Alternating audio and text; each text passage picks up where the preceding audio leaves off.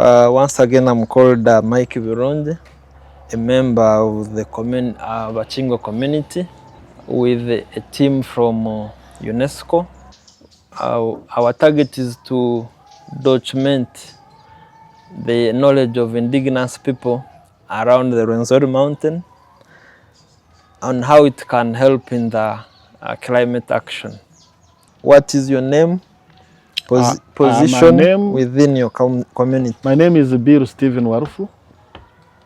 Someone called me Prime Minister. I can choose. I prefer calling myself an elder in the Bakingwe community. And I happen to come from the family of the Bakingwe leadership. So you rightly said that would be the term. Would call it the Prime Minister, what, or head. Others call them chiefs, others call them sultans and what have you. But for us, just you remain recognized as the elder. Briefly share the history of your tribe and how you settled in this area. All right.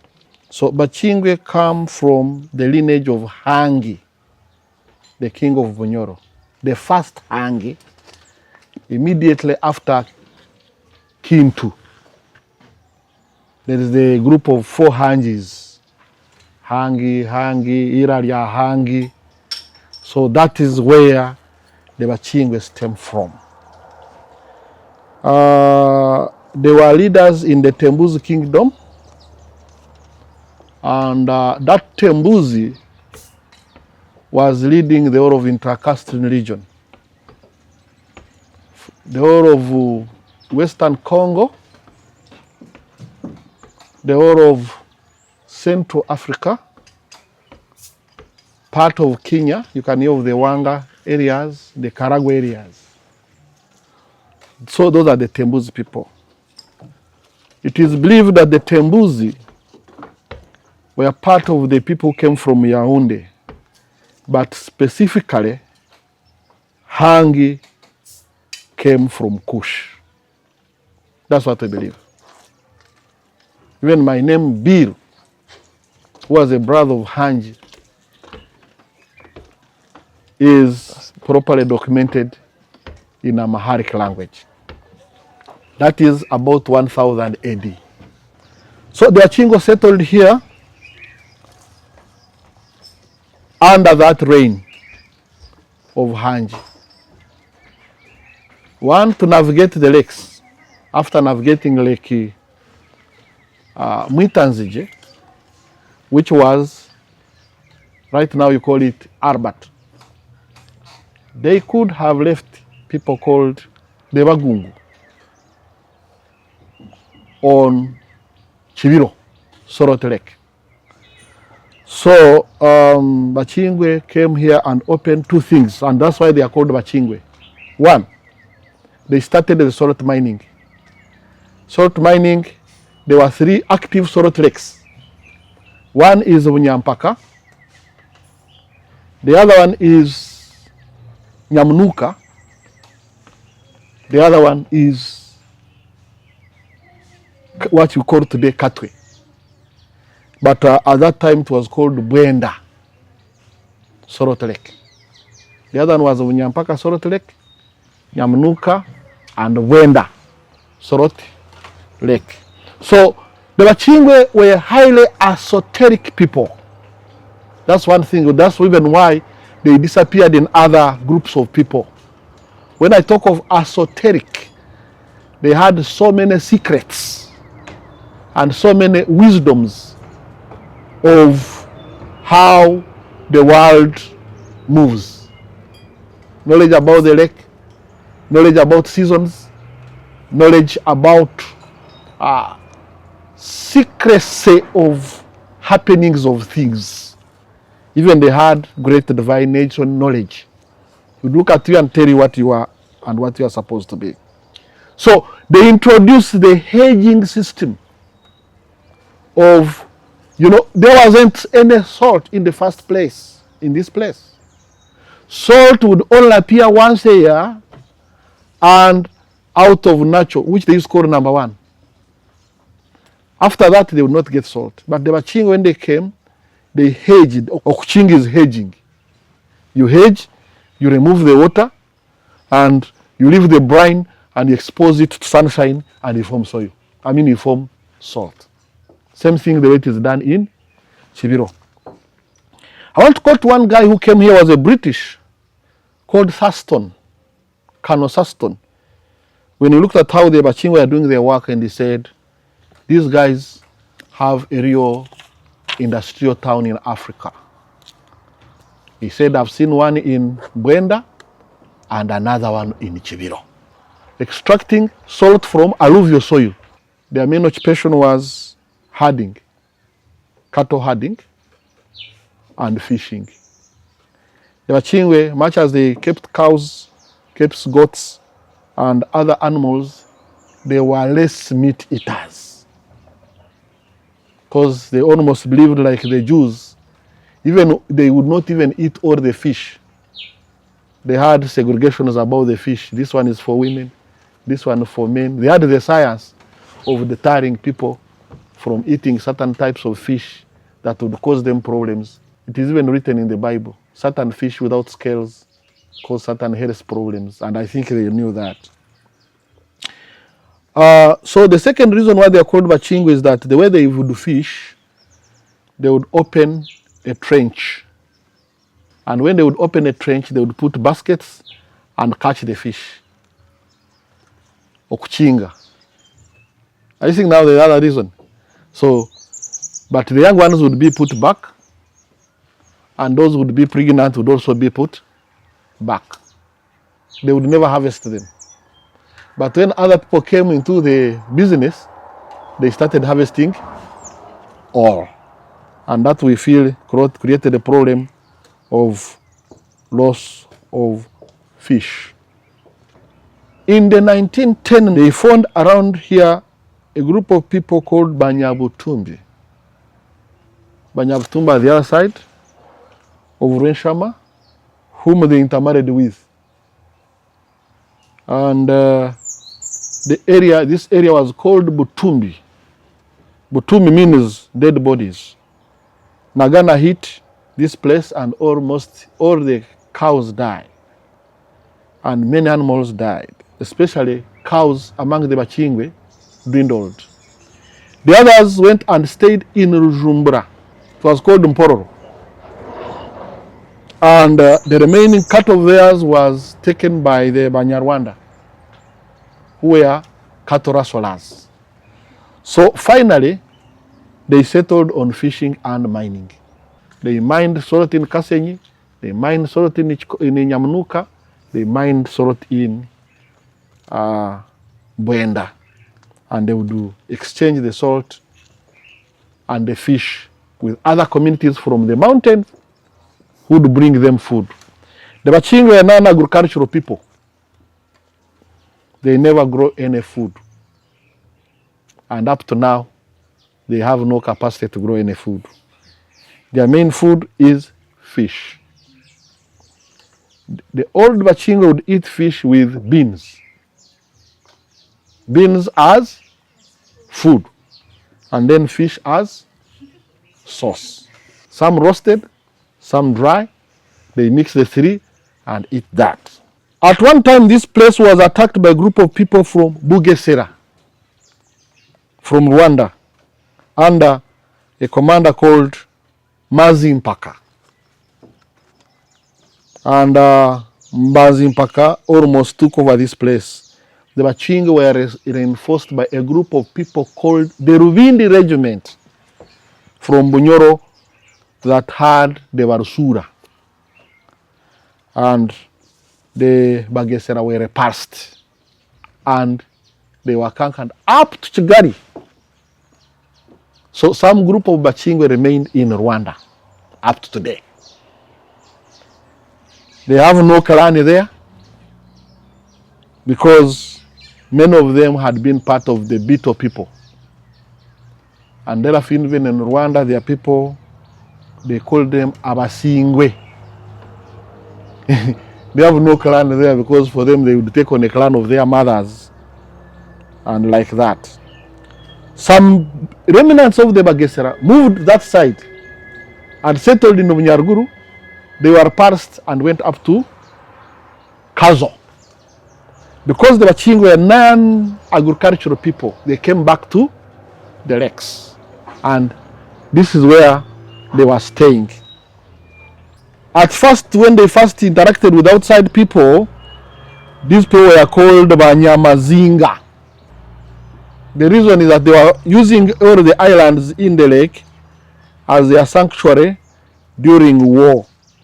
They had their cousins called Bagabu. The other cousins are Barondo. And the other cousins, because they married from the Banyabutumbi, so they kept kinship with those three communities. The other group of cousins whom they intermarried with were Basongora. Basongora were specifically on grazing only. But Bakingwe were doing the three things. They may have come from the same place and have done and stayed together and they have never fought. But these ones had specific attributes which they were doing. So I said they were called Banyamazinga for one thing, the reason they were basically staying on islands. They would do their business on mining. In the evening, they go to the islands. And I think that's why they were little known. Some islands which they occupied include, one is called Irangara Island. The other one is called Rwebitoke Island. Another one was called Kakuranga. Another one was called Bulima. Another one was Satu. On this side of Bunyampaka Sorot Lake. That's the Lake Edward. Now, on that side of Bwenda Sorot Lake, which is called Katwe, there were an island called Kakule. Some old man called Kakule was also Mchingwe, was staying there, and that's why it was named after him. Another one is called Kataku, another one is called Izinga. Actually, my own father was born on that island, 1931. Was called Warufu Stephen. So they got out when the park was gazetted, and they stayed at that place called, where there is the Institute of Ecology. Wildlife Institute. Wildlife Institute. From the island to that place, around 1940. So the remaining Bakingwe kept a few animals, but basically did fishing and sorot mining. They had seasons on this lake. They knew, according to the winds from Chambura and the winds from the other side of Butumbi. These days they call it Congo, or Zaire, or Nyamweru winds. The seasons would change and fish catch would also change. So when the fish catch was this side where there was a breeding area, they would come and catch the fish around that area in Mahioro, in Kayinja, in Kasaka, Hamkungu, which was one of the heads, Kasenyi, this Katunguru, which was called Buyondo, Kazinga, Chisenyi, Reshama. They would even go the other side of Congo in a place called Bichumbi and in another place called Changwe, where they have another group of people related to them called the Baholu on the other side. Are we together? So those stayed the other side. But these ones, they will keep rotating. To the extent, the Mchingo would have like 10 women. And each season, wherever he would go, he would stay with that woman at that fish landing. So they were basically nomadic. And that was a big problem. Because when you are nomadic, you own nothing, but you own all. So they would move like this, move, until. So the women of the Bakingwe basically did mining. Yes, the mining actually among the Bakingwe is done by women, not men. That is very funny. Eh? The mining is done by women. The fishing and cattle herding is done by men. The only crop which the Bachingo would grow was a pumpkin. There is another crop which I don't know the local name called a chwambete. It grows with flowers. It's almost wild. And I think basically that is what they would grow. The Bakingwe were very closely related to the Bunyoro kingdom. To the extent they supplied the women, and because of that kinship of that Hanji, Bunyoro kingdom remained their protection in this area. And in fact, when the kingdom collapsed under Kabalega, many of them moved to Congo for fear of being killed by the British. Many of them were killed. That's why you have names like Warufu, they had names like Chijunde, they had names like Bafane Ntimba. That was all related to this, and they were fighting the British, and whom they resisted for over 8 years, and many of them were killed, and the remnants moved to Congo. The others hid under other tribes. The Banyankore call it Okwehuruvasa. They started calling themselves Bakonjo, Banyankore, Bahororo, Batoro, as it were. The Bakingwe had an elite group that consisted of diviners, wizards, and sorcerers. So all the time the kings around this place would use them to divine for them. For example, on this part there was a Mchingwe man called Chiraji. He was the chief diviner for the king of Unkori. At one time when Bunyampaka had a queen called Chivoga Chabwachali, who had been born in a place called Chisakamakara, and in Chisakamakara is right now in Congo. Chisakamakara was a kingdom comprising of the Bakingwe people and Basongora cousins. So they brought this lady in Kazinga, and there was a kind of we call it an amalgamation. Chivoga got married the king of Nkore, and part of Munyampaka became part of Nkore, this part. It was around 1870. I'll get the exact time. So this lady was given with cows to the king of Nkore plus buffaloes. She was given, there were 6 heifers of buffaloes and 2 bullocks as a mihinjiro. But those buffaloes were captured by the Bakingwe, and she went to start off. She's the mother of Untare IV in Rwanda.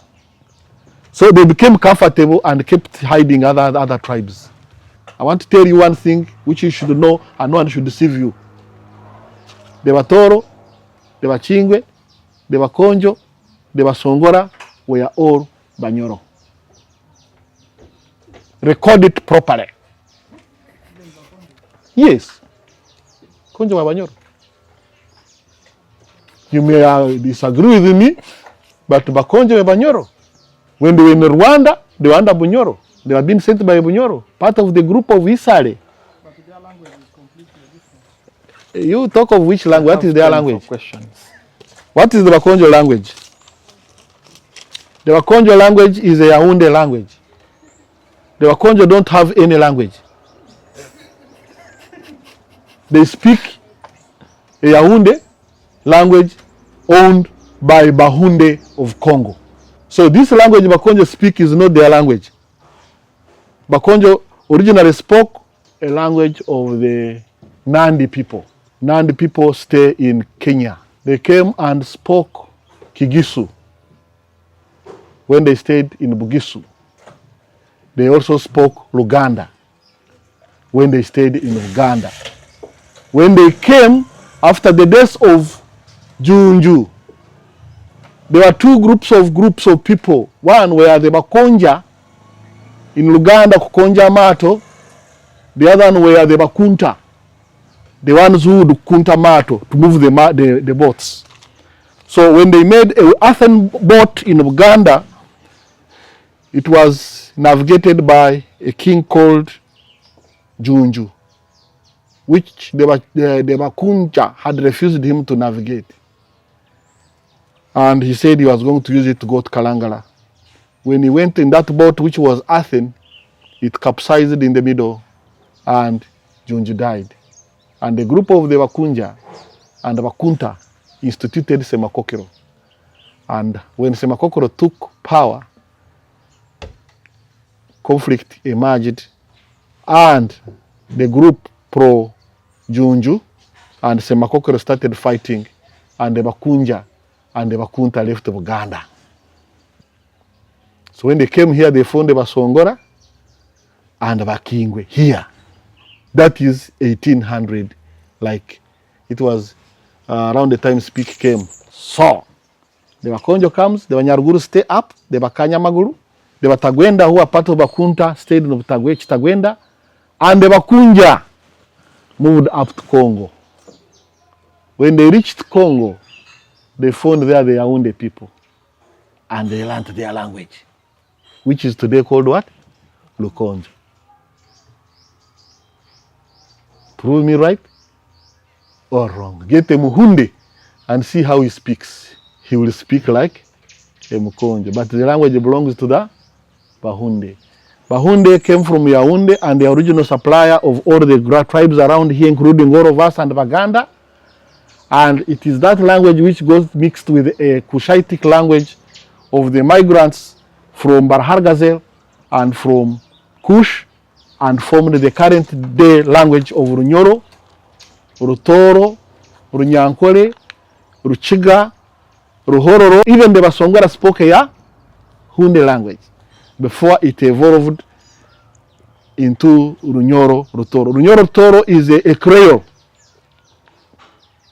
It's a language between the Hunde language, the Niger-Congo language, and the Barhargazel language of the, it's kind of Arabic and Amharic. The two mixed and formed those languages you have heard. The Bakingwe did not have many clans. They had only a few clans because their clans were related to the royal family. And therefore, they did not maintain strict clan leadership. From the Tembu's time, they had those clans. Most of them were matrino. The Bakingwe had knowledge about the wilderness. They were friendly to the animals, and they would talk to the animals. The elephants, the lions, the buffaloes, the leopard. Basically, me, when I was born at home, there was a leopard, just there. Yeah, it went recently when my sister died. There was a leopard keeping our home and keeping our cows. It would come in the kraal in the evening, pitch there. When you make fire, the leopard is there. In the morning it goes. And we're not supposed to keep a dog. So the Bakingwe had that knowledge of being friendly to the wild animals. Fishing was not done as an economic activity. I want you to understand that. Fishing was never done for business among the Bakingwe. The fishing was done as a source for the family. They hardly ate meat regularly, as they believed meat was cause of many ailments. And if they were to eat meat, they would eat it very roasted and very dry, because the place they stayed was infested by a Nagana, and it was infested by anthrax. At one time you find many animals dead, and whenever you would eat them, you would die. So they left the meat to the people of the Bakonjo and the Banyaruguru, who would like the meat. And the Bakingwe would never eat a dead animal on its own because of that experience. I asked one of my grandfather called Karakura from Hamkungu. He told me that when you eat a dead animal, he said you eat part of the death that has killed it. People, when the British came around 1889, this place up here, it was Congo. This stretch, Congo border, was just at the bridge where you were. Even when I was born, I found a bar called Congo border. There was a ferry managed by Belgians that my grandfather used to manage, who was buried there in 1926. 1930 and 1940, the Bachingo was staying in Mwea were shifted by the British. And they were settled in Katwe, Kanyampara. You know Kanyampara? Then this other part, because of the Chivoga connection, there was a land by the king of Unkore in Kasoga. So they were given that land and some of them are staying there because of that man called Cheraji. So those were a bit very scattered, were collected and taken to those places I've mentioned. That was 1930, 1940, the last group was 1952. This one made them more disintegrated and more unknown. The others who migrated to Kasese became part of Bakonjo. This part who migrated this side became part of Banyankore, but they would not fit there. And the part which went to Chitagwenda also became part of the Batagwenda. So because of that, they became stateless. Geologically, the Bachingwe, because of mining, they would make some iron tools. They would make iron bangles, a miringa. A typical Mchingwe like me must put a copper bangle, umuringa, a copper bangle. It's part of their culture. A Mchingwe kabisa must have a copper bangle. They believed that these bangles would protect them from evil spirits and evil doing. So the Bachingwe people are very scientific people. In their belief of God, they start with their parents. When a parent dies, he becomes a spirit, and after a time, like now, right now, Hanji is a deity. He was their grandfather, but he's what? A deity. And you know a deity? The Bachingwe believe that when an ancestor dies for 200 years, he moves from a spirit to a deity. So the Bachingwe believed in Hanji, that's one. The Bachingwe believe in Ndioka, the god of the sea, and Nyabiringo. What is the perception of climate change within your community? Because our people live on the sea, on the water, and they don't practice any agriculture. They tend to keep some trees, which they grow, fruit trees. In fact, I forgot to tell you that one of the tree of the Bakingwe, which they would only grow, was the soursop.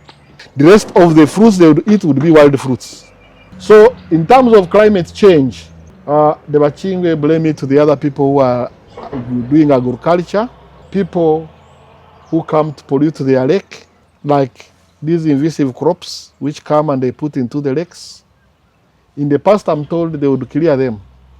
But since now their land was taken by the park, the Bachingwe are very annoyed that the park has misused their land.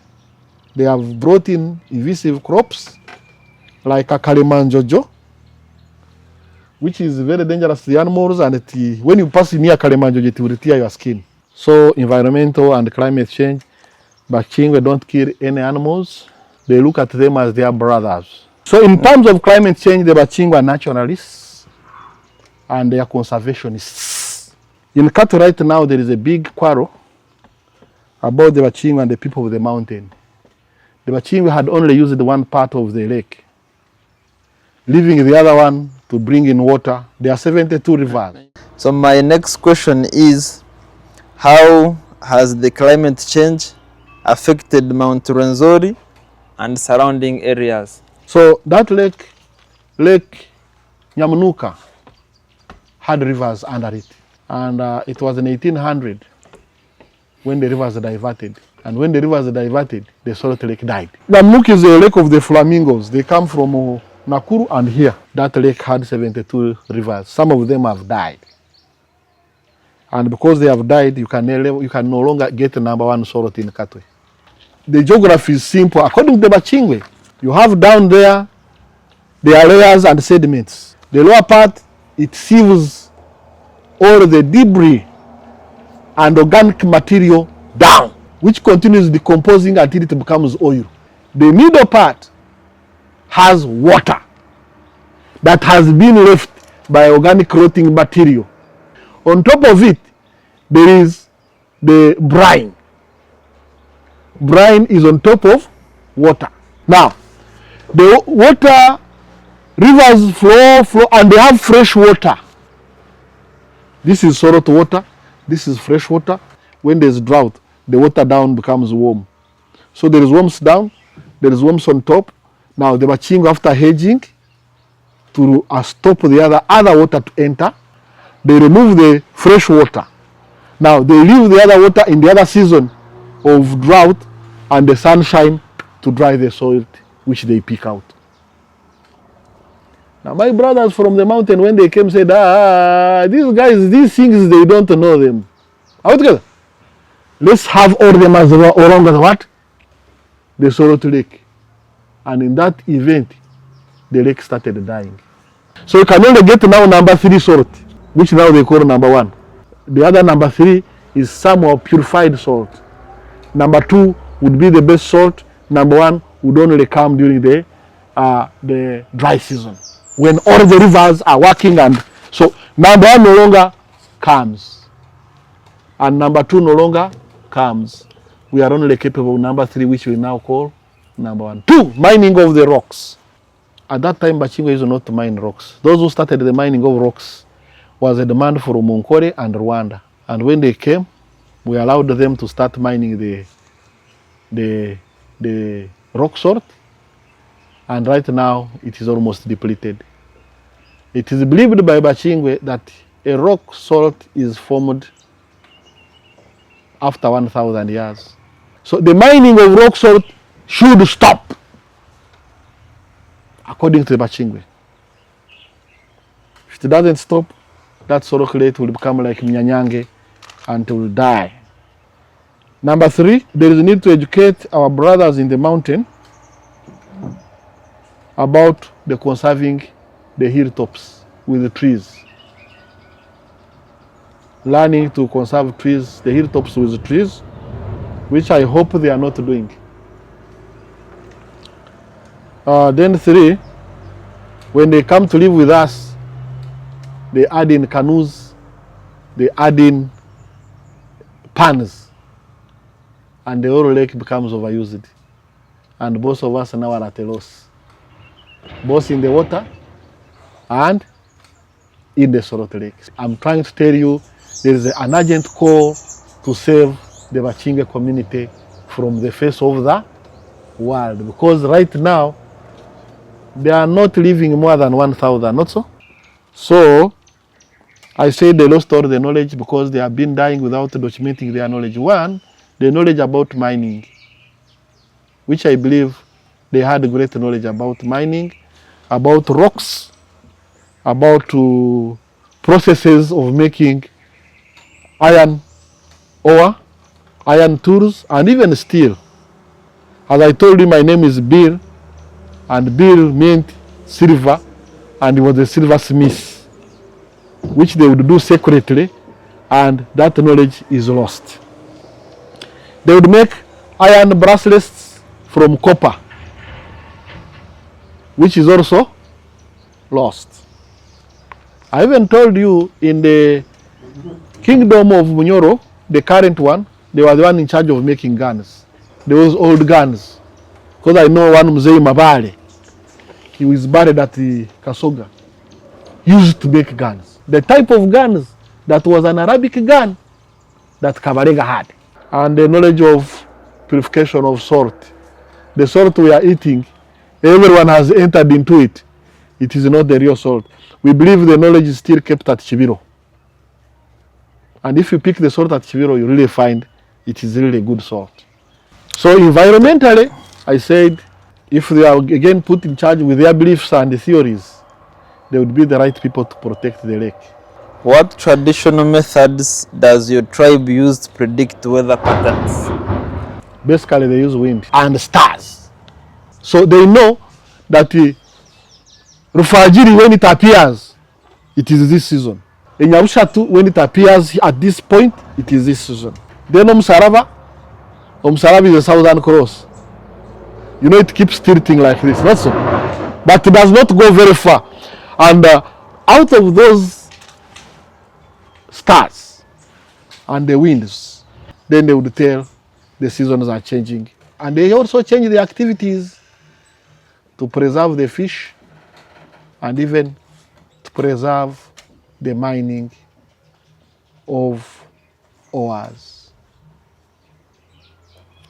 without disorganizing the underground flow of the freshwater rivers. Thank you, Honorable. The last question is, what are some of traditional agricultural practices that your tribe uses to adapt to harsh weather conditions? Incidentally, I want to tell you a funny part. Bakingwe are very interesting people. They are the only people who would grow crops in the park without being eaten by animals.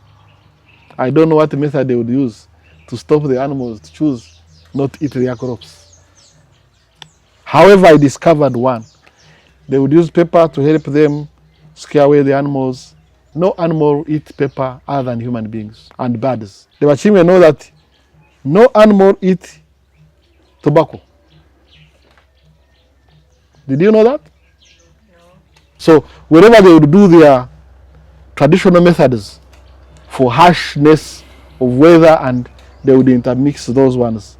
But basically, I told you, they would grow pumpkins. They didn't have a lot of crops they would eat. But far from that, I think they had extra power to stop the animals to eat those crops, because like Mhanji, who is buried at Katara, when he died, all the lions came. And they told us he used to call them. He was in charge of the lions. And he was a Mchingwe.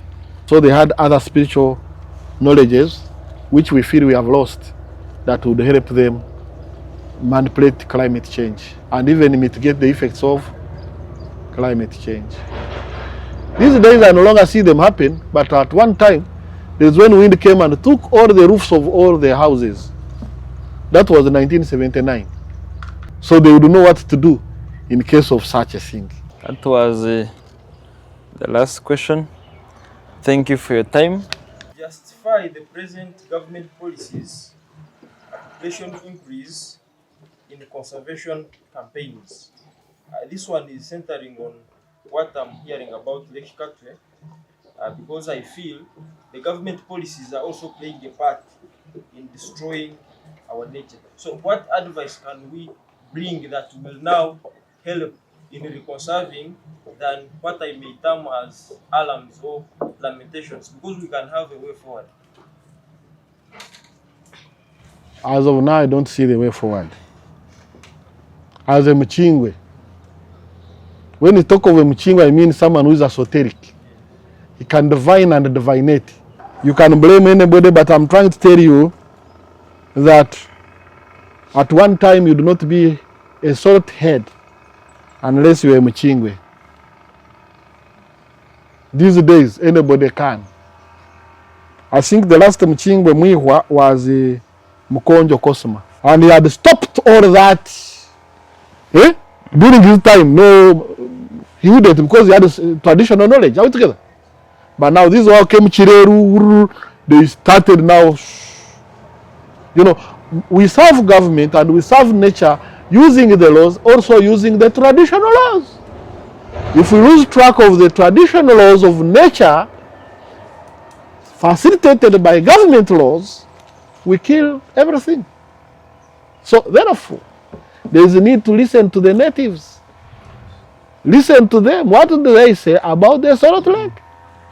What do they say about the fishing on the lake? Because I want to tell you that the Bakingwe never did fishing for business. You turn it into business, you kill nature. The local government and central government have turned it into business. Now what would the Bakingwe do? They watch you destroy it.